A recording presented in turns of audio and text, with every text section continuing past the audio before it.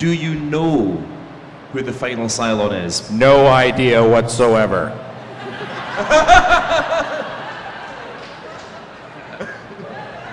Yes, of course we do. We've already shot that. We even know how the show ends. And I'll be charging 25 pounds to tell you at my table later. Yeah, no, we do know who the final Cylon is, but we are sworn to secrecy. Just so you know that all the guesses on the boards and everything online, not even fracking close. It's true. It's true. My other question is, and this completely came out of nowhere just when you were talking about airlocks, was Battlestar is one of the few shows where the majority of the actors play their own original accents, and because of that the 12 colonies very much reflect the entire world. How do you feel that the show accepts capital punishment as a means of punishment? Whoa. Welcome to America. I think it's great, actually, because I normally don't talk like I do. No, Jamie Bamber's the only one that doesn't speak in his regular accent. I think capital punishment is one of the hot button issues for any election, particularly in North America. The U.S. are so far behind. You realize that the United States is one of 3 industrialized nations that still doesn't use the metric system. So yeah, there you go. Nice work, almost. I think it's a great issue to talk about because there's so many countries that just have abolished it because it's barbaric. At least that's my opinion. I mean, personally, I have to tell you, I think that's one of the issues that makes the show so strong. It brings it and puts it right in the face of everybody, and you have to make a decision. It's just like right to life, right to choose. That was placed in front of the entire planet with this show also. Also waterboarding, and also, suicide bombing. They're all questions, and they're all part of the structure of this piece. You have to come to terms with it. I think the best way to do it, and I don't accept it in my own country, but you have to come to terms with it, and the only way to do it is by putting it in the face of the planet. And I think the United States has really learned a lot by watching the show. It's the #1 most downloaded show on the planet, so we know that people are really watching it and they have to digest what is going on there and answer their own questions about it. But it's a very difficult question, as you know. I mean, basically, they don't accept capital punishment here, do they? London? No. England? No, we don't. Questions are nice and loud. I just wish we could hear ourselves. Yeah. One of the things I really enjoy about the show is that at the start we get to see the survivor count slowly ticking down from episode to episode, and it brings us closer to those of us that are still surviving in the show. Do you guys know what the final tally is going to be of the survivors? 11. 11 people make it to wherever we make it to.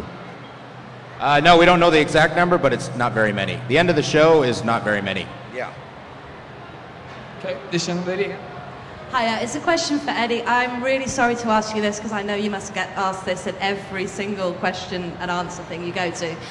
Adama, I've never been to one. I've never been to a convention, but any Q&A. Adama and Roslyn, Bill and Laura, 3 years of us waiting, fangirl, squeeing. I'm going to go home tonight and get lynched if I haven't asked the question at least, so ever going to happen? Well, this is my first time ever being in front of the public like this, so I've never had any questions asked of me.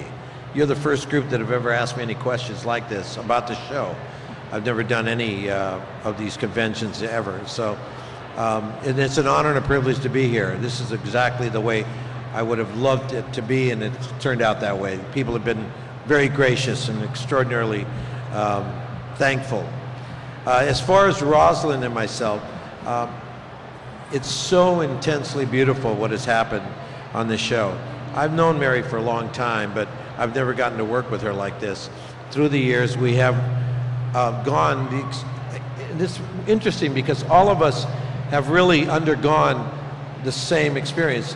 As you saw when the final 4 of the 5 discovered, you saw how Tori kind of enjoyed it, and she really enjoyed it. You saw how he just completely rebelled against it, and he really did. Well, we have grown in love with each other, Mary and I, and it's been an extraordinary experience. Can you lower this a little bit? Because you're getting feedback. And the most important thing is that as the characters have grown, we have become more and more together.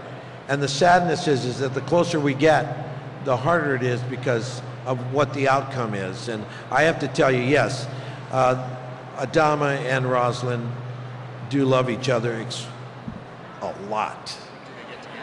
Do they get together? You know, I'm going to let you watch it materialize, because I have to tell you, it's an experience that is going to make you so happy.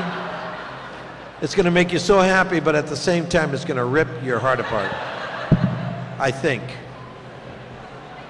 You're welcome. We've got a question for this lady.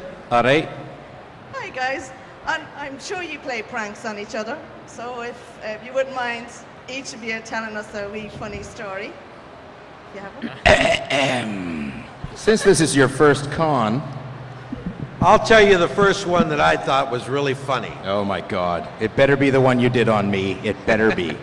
Go. We all have to put microphones on.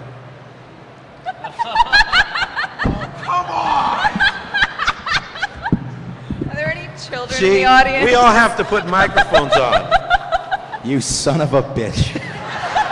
And, you know, what happens usually is you unbutton yourself and you put the microphone down, and the things are around the ankle here, okay, where the actual machine is, where the little converter is, Eddie. and you push it down there, Eddie. and you push it down. Testing 1 2, testing 1 2, and I have to be up here because this is a classic. Talk about practical jokes. Great question. You've never heard this one. I know you haven't. This is an accident, not a practical joke. This is a practical joke. So, you know, we all kind of like unbutton ourselves, you know. But the chief, with his chief's outfit, he kind of like unbuttons it, you know. And he has a habit of not wearing underwear. So the memorable moment in time, the memorable moment in time was when the chief decided, in front of the entire crew, in the hangar deck, which is the largest crew with everybody around, decides to, you know, do his thing, and he normally does. And of course, my sound man, who's a very wonderful guy, goes down to put the cord in. And the chief whacks it open. Well, you ever heard of cold cocking somebody?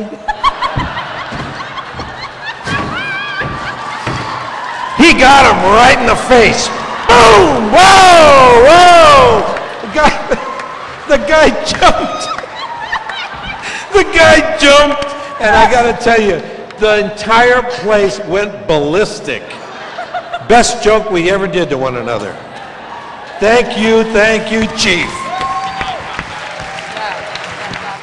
It's impossible to top that. No. Right, go. Now you know why they don't take me on the road very much.